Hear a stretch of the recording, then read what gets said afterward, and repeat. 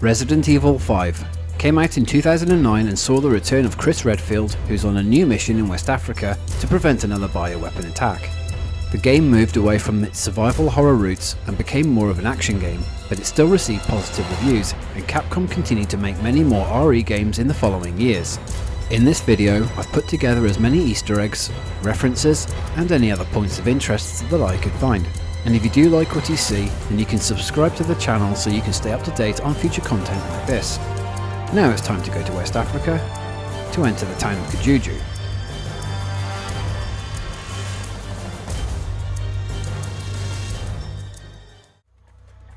Starting off in the intro cutscene, Chris is introduced to his new partner Sheva.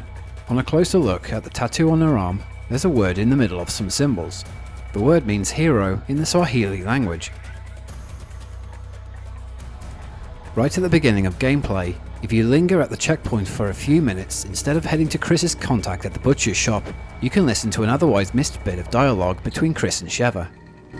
Wouldn't you rather be back in America than a place like this? Not necessarily. Some people might think America has its own dark side. That doesn't sound very patriotic. I'm just a realist. It's a capitalist society. Not everyone is cut out for that kind of constant pressure. Sure, there are opportunities to be had. But at what price? You gain, someone else loses. You don't sound like any American I've ever met.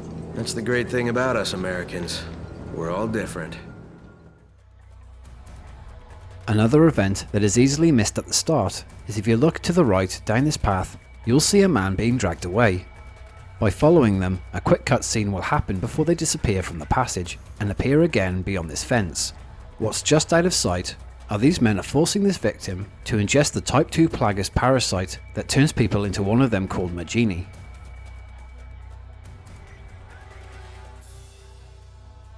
High up in one of the condemned buildings is the agitated Majini with his megaphone, and would have been seen first in the public assembly area at the end of this level if you never spotted him here.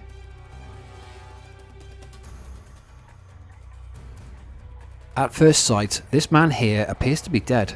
Even on a closer inspection, it looks like he's not even breathing and has a cold dead stare, but upon nearing the butcher's shop, the siren sounds and everyone on the street disappears, including the supposedly dead man.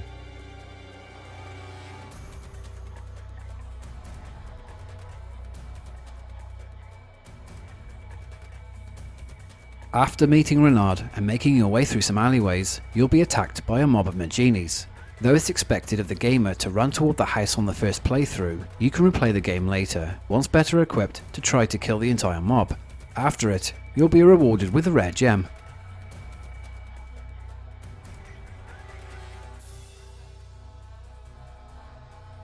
Something not easily missed, but probably not realised, is that getting yourself killed in the public assembly area, where the executioner is the only time in the game that you can see a unique cutscene, showing the mob beating you to death in the first person view, as most kills usually just go straight to the death screen.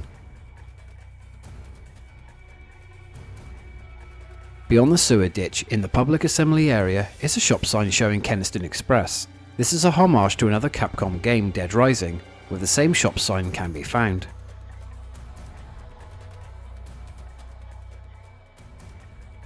As Sheva, you can jump up to this scaffolding to find a key. From here, you can also see a Majini in the next building over, who doesn't realise you're watching him training. Some say it's a reference to the Rocky films. I'm not really sure, but it's funny either way.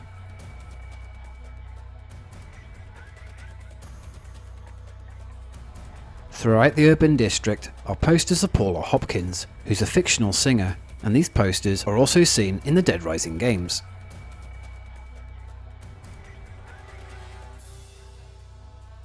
On this shutter reads Bora Bora, which is an actual name for the small South Pacific island in French Polynesia. Once you get the key to unlock the door to this house, you can claim your reward in the form of a shotgun. It's mounted on a wall, similar to how you collect the shotgun in RE1.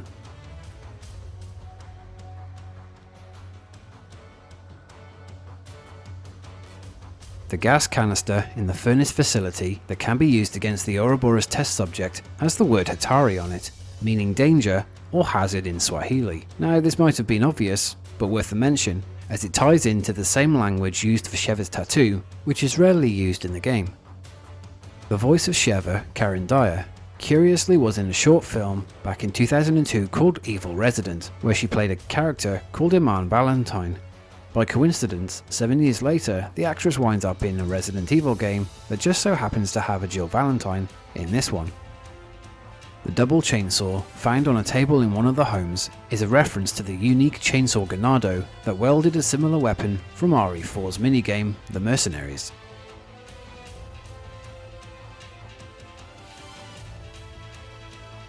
In the outside mining area is an office building that has a newspaper on the desk of the second floor. On a closer look, you can see the name of the newspaper, Willamette Park Journal. Willamette is the name of the town and mall in Dead Rising. Further up the path is a portable toilet that you can interact with.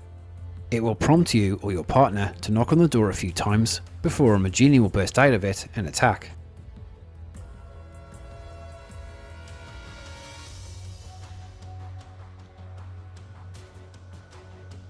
In the tribal village, deep in the marshlands, there's a diary describing a tribalman's change into a Magini. This diary is similar to the Keeper's diary in RE1, which describes the writer's change into a zombie.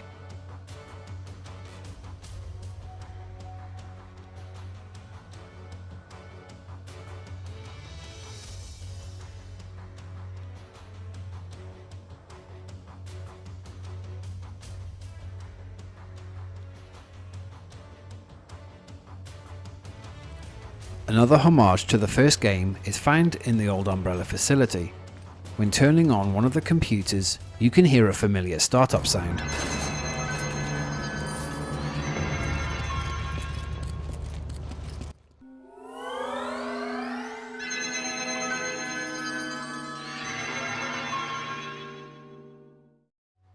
During this cutscene, before the boss battle with the U8 creature, Chris looks through a list of names to find Jill Valentine's.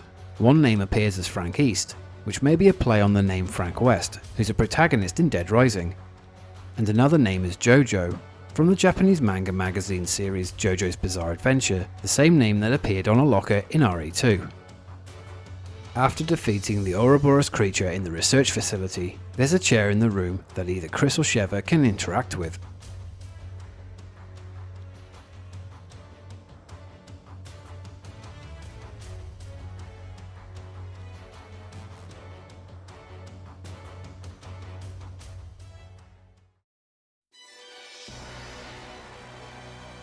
Jill's likeness is maybe taken from the character Fiona Belly in the 2005 Capcom game Haunting Ground. They both have a similar look in face and hairstyle.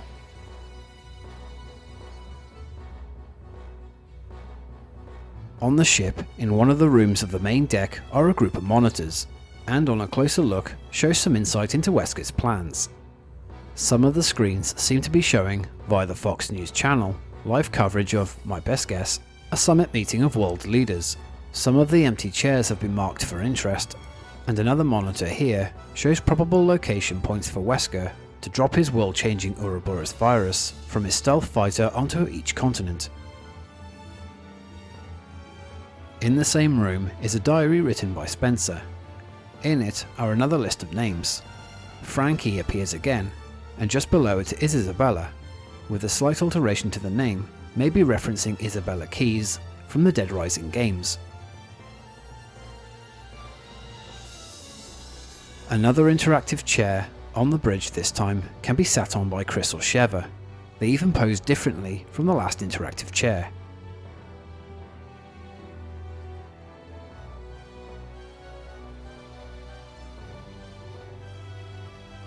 When playing as Wesker in the Mercenaries game, you can see the names of his melee moves when you're prompted to attack.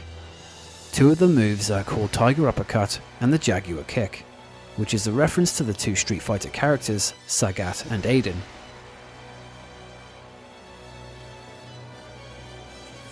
My 19th Easter egg video finally has an entry for an egg, a rotten egg in fact. It's a rare item to find that is valuable to sell and dangerous when thrown at an enemy, as it's an instant kill on a Magini.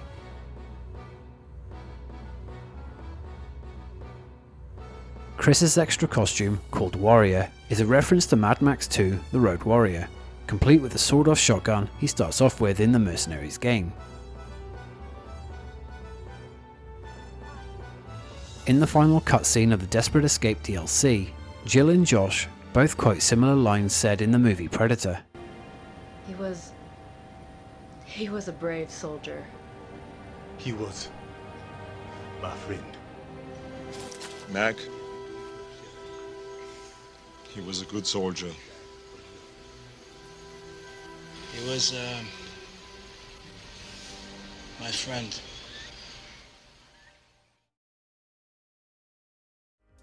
Hey everyone, thanks for watching this video if you made it this far, and I hope you enjoyed it. I have a second video for just Lost in Nightmares DLC that will be up in the next few days. There was more stuff in the minigame than I thought, so I decided to split the videos into 2 parts. I'm also looking into doing more survival horror games as soon as I've uploaded these videos, and I am planning to get the Assassin's Creed games started soon. So if you haven't yet, you can subscribe to the channel, leave a like and comment below if you want. So until the next video, bye everyone.